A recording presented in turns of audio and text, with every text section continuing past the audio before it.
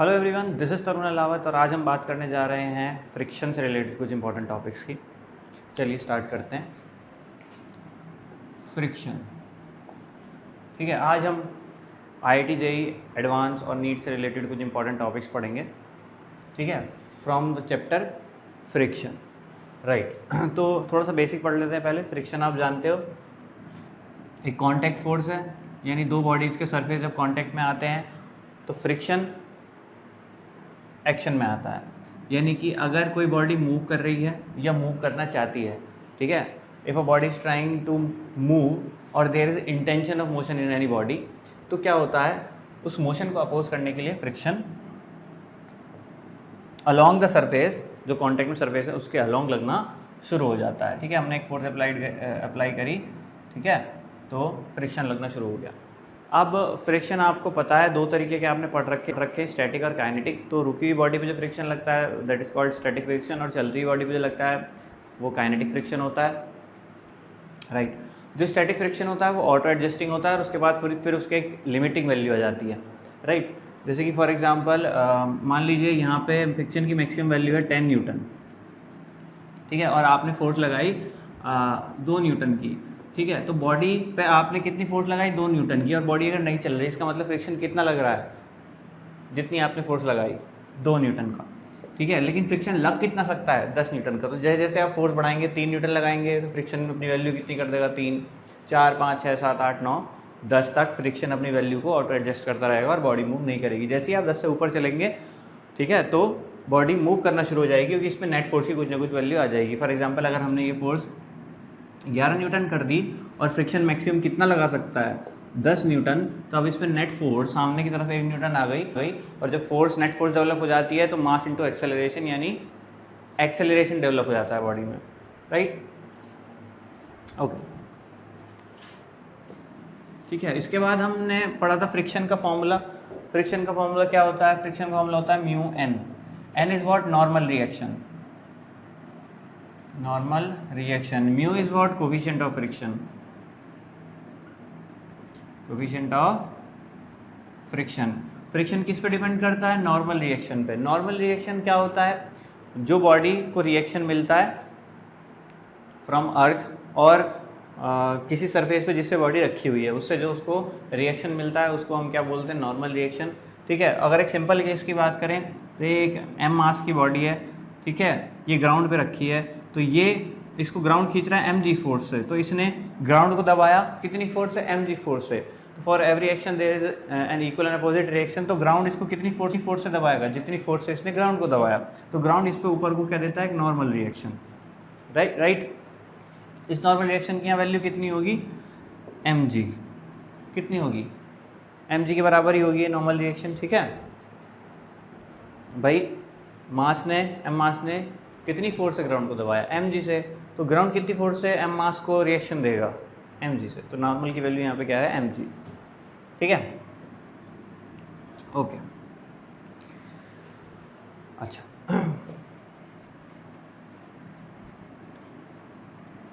ये कुछ हमने बेसिक सी बात करी फ्रिक्शन के बारे में, राइट, ओके। अच्छा, अब थोड़ा सा और आगे बढ़ते हैं और आज कुछ और प्रॉब्लम्स लेते हैं, जो कि देखिए बेसिक मैं बेसिक से थोड़ी आगे की बात बताऊंगा, ठीक है। लेट्स सपोज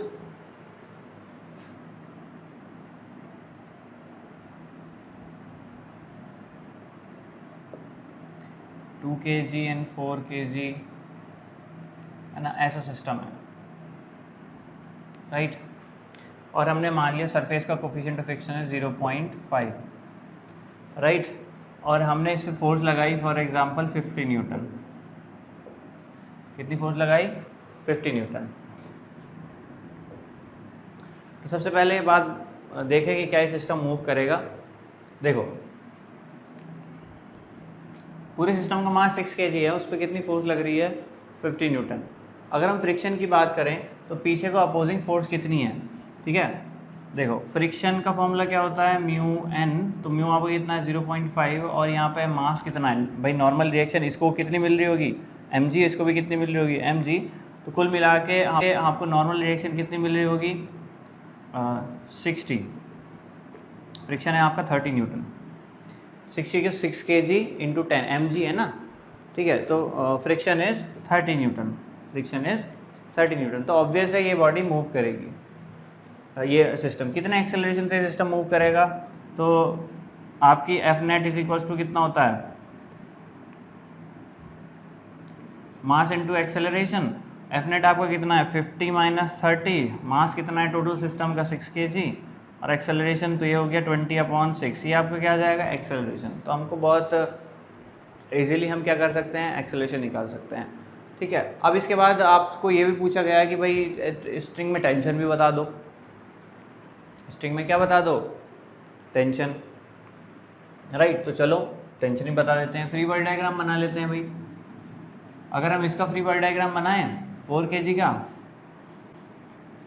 देखो इस पर कितनी फोर्स लग रही है, 50 न्यूटन फोर्स लग रही है। इसका एक्सेलरेशन हम जानते हैं कितना है 10/3, राइट।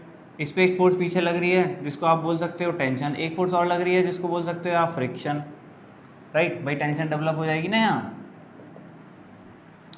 ठीक। तो हम क्या निकाल सकते हैं, टेंशन की वैल्यू निकाल सकते हैं। कैसे निकाल सकते हैं कि भाई नेट फोर्स हो जाएगी 50 minus T plus friction is equals to 4 into 10/3। Net force तो यही होगी ना भाई, इसमें से ये दोनों फोर्सेज माइनस कर दी हमने। अब फ्रिक्शन की वैल्यू इसके लिए हमारे पास है, कितनी है फ्रिक्शन की वैल्यू यहाँ पे भाई, mg कितना है नीचे 40, तो नॉर्मल रिएक्शन कितना हुआ 40, राइट, ठीक। और म्यू की वैल्यू है 0.5, तो फ्रिक्शन इसको कितना मिला 20 न्यूटन का, कितना मिला फ्रिक्शन इसको 20 न्यूटन का। तो 50 minus T minus 20 is equal to 40/3। तो यहाँ से हमको मिल गया 30 minus 40/3 is equal to tension, ठीक है। और ये हो गया आपका 90 माइनस 40/3 यानी कि 50/3, आपकी क्या आ गई, टेंशन आ गई, राइट। ये बहुत बेसिक सी बात पढ़ी हमने, ठीक है, ठीक।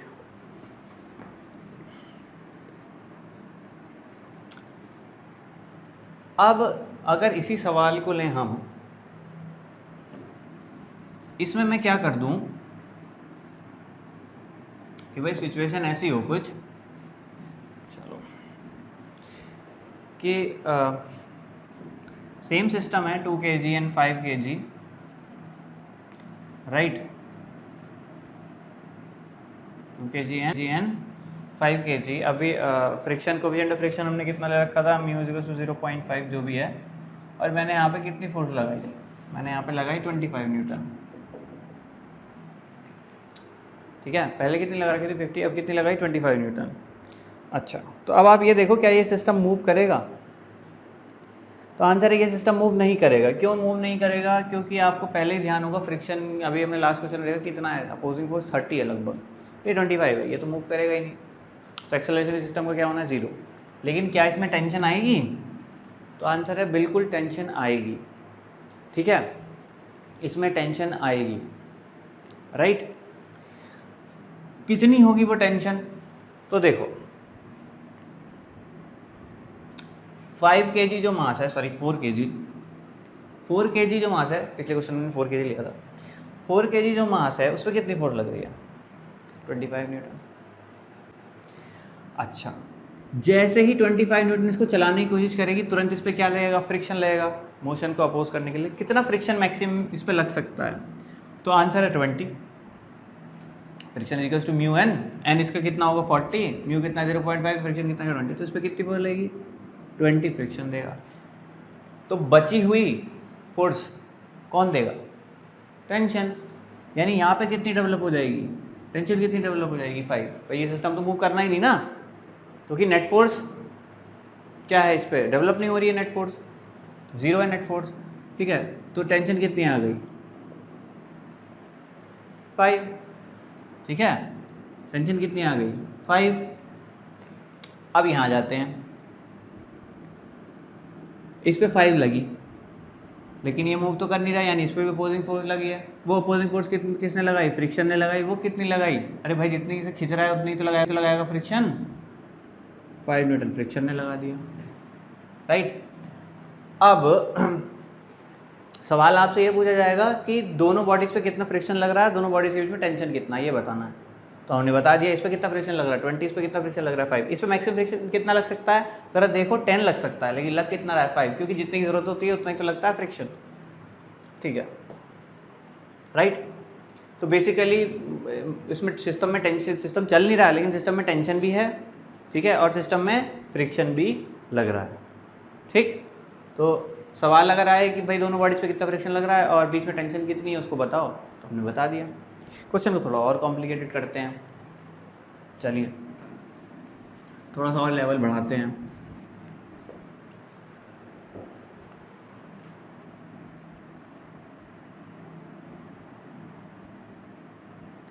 फॉर एग्जाम्पल ये 2 kg है और ये 5 kg है, ठीक। इससे फोर्स लग रही है 25 न्यूटन, इधर फोर्स लग रही है 16 न्यूटन, ठीक है। और यहाँ पे कोफिशिएंट ऑफ फ्रिक्शन हम मान लेते हैं 0.4, यहाँ मान लेते हैं 0.5, दोनों जगह कोफिशिएंट ऑफ फ्रिक्शन अलग अलग। अब आपको बताना है कि इस सिस्टम में आपको बताना है कि टेंशन और फ्रिक्शन बॉडीज पे कितना लग रहा है, ठीक है। अच्छा, तो सबसे पहले आप देखो क्या ये सिस्टम चलेगा। तो भाई 25 इधर 16 इधर, नेट फोर्स कितनी हो गई इस पर? नेट फोर्स हो गई 9, और फ्रिक्शन कितना है यहाँ पे देखो आप 50, यहाँ पे 20 न्यूटन का फ्रिक्शन लग रहा है, और यहाँ पे आप देखो यहाँ पे 10 न्यूटन का फ्रिक्शन लग रहा है। फ्रिक्शन ऑब्वियसली बहुत ज़्यादा है नेट फोर्स से, तो ये बॉडीज मूव तो करने वाली हैं नहीं। अब करते हैं डिस्ट्रीब्यूशन फोर्सेस का। तो अभी हमने पढ़ा है कि भाई टेंशन तो आएगी ही आएगी भले से सिस्टम ना चले, ठीक। यहाँ पे 25 लग रही है, ठीक। डिस्ट्रीब्यूशन कर रहे हैं फोर्स का, यहाँ कितना आपको क्या कहते हैं फ्रिक्शन मिल सकता है, कितना फ्रिक्शन मिल सकता है? 25 है।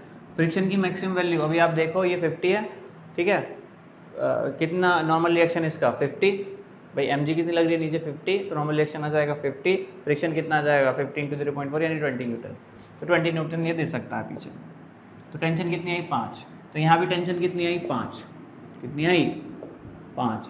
लेकिन अभी आप देखो इधर 5 लग रही है, इधर कितनी लग रही है 16, ठीक। तो फ्रिक्शन को कितनी और देनी है, कितनी देनी है 11, कितनी देनी है 11।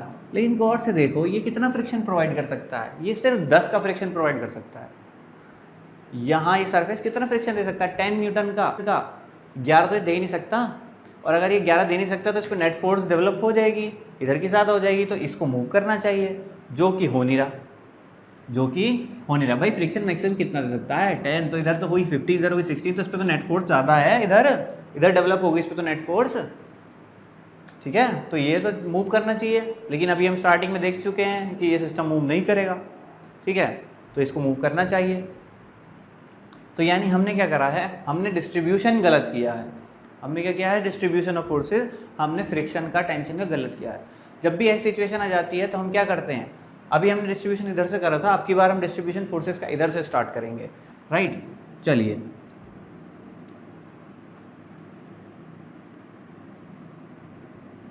ठीक है, तो उल्टा डिस्ट्रीब्यूशन स्टार्ट करते हैं। चलो 16 न्यूटन, इधर कितनी लग रही है 16 न्यूटन। ये मैक्सिमम फ्रिक्शन कितना प्रोवाइड कर सकता है 10 न्यूटन, तो चलो इसने 10 लगा दिया, बहुत बढ़िया। तो बचा हुआ कौन दे देगा टेंशन, इसमें कितनी टेंशन डेवलप हो जाएगी, इसमें डेवलप हो जाएगी आपकी 6 न्यूटन की टेंशन डेवलप हो जाएगी, ठीक। तो इधर भी कितनी हो गई 6 न्यूटन। अभी आप देखो 25 इधर 6, इसको रुकने के लिए इधर कितना फ्रिक्शन की रिक्वायरमेंट और है 19 की, कितनी की 19 की, और ये कितना दे सकता है 20, यानी अब हमारा डिस्ट्रीब्यूशन बिल्कुल सही है। यानी टेंशन कितनी डेवलप होगी 6 न्यूटन की, इधर कितना फ्रिक्शन लग रहा होगा 19 न्यूटन का, इधर कितना फ्रिक्शन लग रहा होगा 10 न्यूटन का, राइट। चलो थोड़ा सा और आगे बढ़ते हैं, एक क्वेश्चन और लेते हैं ऐसे ही कुछ।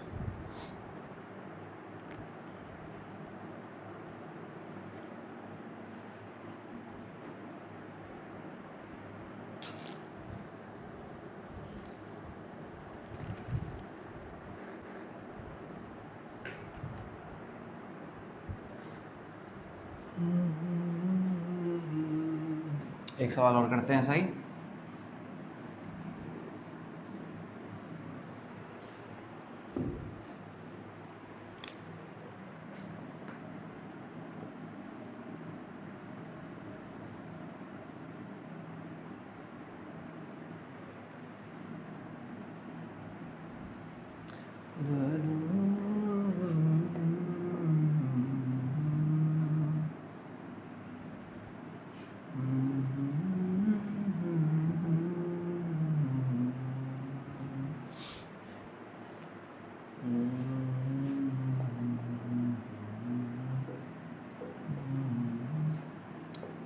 ये है आपका 0.5, ठीक है। एक मास है 20 kg का, दूसरा 10 kg का। यहाँ फोर्स लग रही है 110 न्यूटन, यहाँ फोर्स लग रही है 80 न्यूटन। कोएफिशिएंट ऑफ फ्रिक्शन है 0.5 पूरे सरफेस का।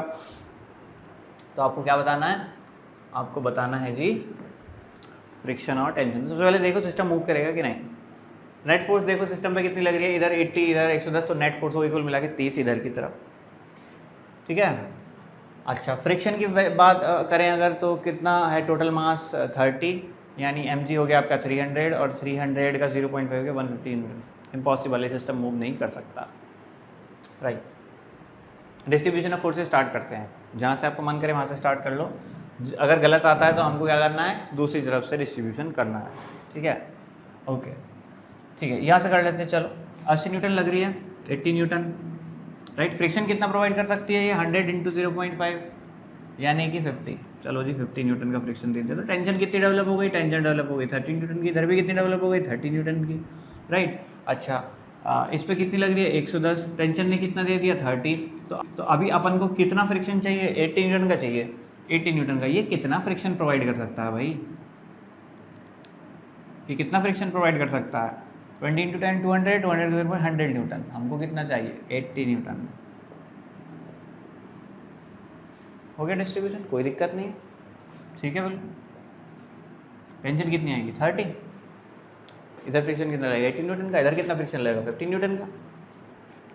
ओके, थोड़ा सा और आगे बढ़ते हैं।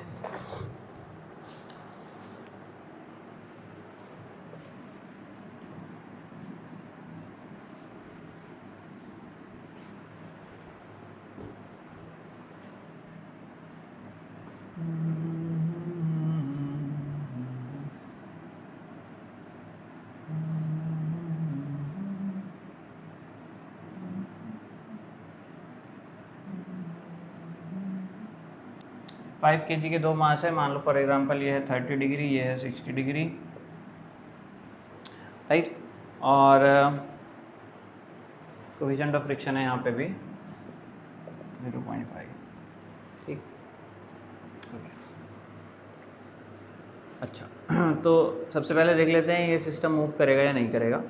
तो बेसिकली मूव कराने वाली फोर्सेस एक इधर और एक इधर, कितनी होगी, mg साइन थीटा। mg कितना है, 50 इंटू साइन 60। साइन 60 कितना हो गया आपका, √3/4। 50 इंटू √3/4, ठीक है, 3/4 √3, यानी कि ये हो गया आपका जो भी है 0, ठीक है। अच्छा, इधर कितनी फोर्स लग रही है, sine 30। What is sine 30, sine 30 is 1/2, तो ये हो गया 25, कितना हो गया 25, ठीक। उधर लग रही है 50/4 √3 और इधर लग रही है 25। कहीं कोई गलती तो नहीं की हमने भाई, कितनी लगेगी, 50 into sine 60। Sine 60 is √3/4 and this is sine 30 is भाई mg साइन थीटा लगता है ना, साइन 30 इज 1/2, 50 इंटू 1/2 25, ओके, ठीक है। यार इसको ना ये एंगल लेते हैं 37 डिग्री और ये एंगल लेते हैं 53 डिग्री, राइट, ओके।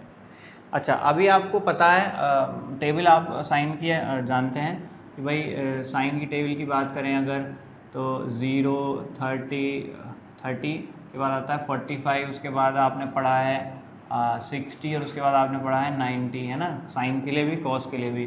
तो इसमें हम दो इंपॉर्टेंट एंगल हैं जिनको हम जो आते ही हैं कॉम्पिटिशन में 37 और 53, ठीक है। तो साइन 0 कितना होता है 0, साइन 30 कितना होता है 1/2, साइन 37 कितना होता है, साइन 37 होता है 3/5, ये कितना हो गया आपका 1/√2, साइन 53 कितना होता है 4/5, साइन 60 कितना होता है, साइन 60 आपका होता है √3/4 और साइन 90 होता है 1, ठीक। कॉस में उल्टा हो जाता है, ये कितना हो गया 1, ये कितना हो गया आपका √3/2, ठीक है। ये कितना हो जाएगा आपका 4/5, ये 1/√2, ये 3/5 और ये आपका हो गया 1/2 और ये 0, राइट। तो ये बहुत इंपॉर्टेंट टेबल है और इस टेबल में आपको 37 और 53, ये कॉम्पिटिशन में बहुत ज़्यादा आते हैं एंगल 37 और 53, तो साइन और कॉस की ये वैल्यूज़ आपको पता होनी चाहिए, ठीक है। चलो इसका डिस्ट्रीब्यूशन कर लेते हैं। तो यहाँ पे कितनी फोर्स हो जाएगी, mg हो गई 50 sine 50 into sine 30, sorry sine 53, sine 53 कितना होता है 4/5, ठीक है 4/5, तो ये कुल मिला के 5 10 ये कितनी हो गई 40 न्यूटन, ये कितनी हो गई 40 न्यूटन। ऐसे ही इस पे नीचे नॉर्मल कितनी लग रही होगी, सॉरी हाँ, ये नीचे इसको कितनी फोर्स से दबा रहा होगा 30 न्यूटन से, राइट। सिमिलरली यहाँ कितनी फोर्स लग रही होगी 30 न्यूटन और ये कितनी फोर्स से दबा रहा होगा 40 न्यूटन से, ठीक है। आप सॉल्व करोगे तो आ जाएगा आंसर, ठीक है। तो इसको नॉर्मल भी इतनी ही मिल रही होगी 30 न्यूटन और इसको भी नॉर्मल कितनी मिल रही है, इसको 40 न्यूटन, इसको 30 न्यूटन की नॉर्मल मिल रही है, ठीक है। अच्छा ओके, कैसे सॉल्व करते हैं, ये सब तो आपको आता होगा ना भाई। नीचे mg लगता है, इधर का कंपोनेंट mg cos थीटा, इधर का कंपोनेंट mg sin थीटा, तो बेसिकली आप पढ़ चुके हो ना। एक इंक्लाइन प्लेन पे, एक इंक्लाइन प्लेन में मास m रखा है, ठीक है, और ये एंगल थीटा है, तो नीचे कितनी फोर्स लगती है mg, तो ये कितना कंपोनेंट होता है mg cos थीटा, क्योंकि ये एंगल कितना होता है थीटा, और सामने कितना कंपोनेंट होता है mg sin थीटा, ये तो आप पढ़ चुके हो, ठीक है। ओके हाँ, तो हम इसको सॉल्व कर रहे थे, ठीक है। तो हमको नॉर्मल भी पता लग गई है कितना मिल रहा है नॉर्मल रिएक्शन, और हमको फोर्स, तो नेट फोर्स देखो 40 इधर 30, तो कुल मिला के सिस्टम 10 की नेट फोर्स से आगे मूव करना चाह रहा है। फ्रिक्शन की बात करें 30 का 0.5 से मल्टीप्लाई करोगे तो आप कितना मिलेगा 15 न्यूटन, ठीक है, और 40 का 0.5 से मल्टीप्लाई करोगे तो कितना मिलेगा 20 न्यूटन, कुल मिला के 35 न्यूटन की अपोजिंग फोर्स है। तो ये सिस्टम तो मूव करने वाला है नहीं, ठीक। अब हम क्या करेंगे, फोर्सेस का डिस्ट्रीब्यूशन करेंगे, ठीक है। अच्छा तो इधर से कर लेते हैं, चलो 40 न्यूटन लग रहा है, ठीक। फ्रिक्शन कितना इसको प्रोवाइड किया जा सकता है 50 न्यूटन, कितना प्रोवाइड किया जा सकता है 50 न्यूटन, ओके चलो जी 50 न्यूटन प्रोवाइड कर दिया फ्रिक्शन ने, ठीक, इतनी फोर्स। अच्छा कितनी बची 25, ठीक, तो टेंशन कितनी डेवलप हो गई 25, इधर भी कितनी डेवलप हो गई 25, इधर कितना है 30 न्यूटन लग रहा है, कितने की और ज़रूरत है 5 की, तो इधर लग गया 5 न्यूटन, ठीक है। तो हो गया डिस्ट्रीब्यूशन हो गया, कोई दिक्कत नहीं होगी, ठीक है भाई।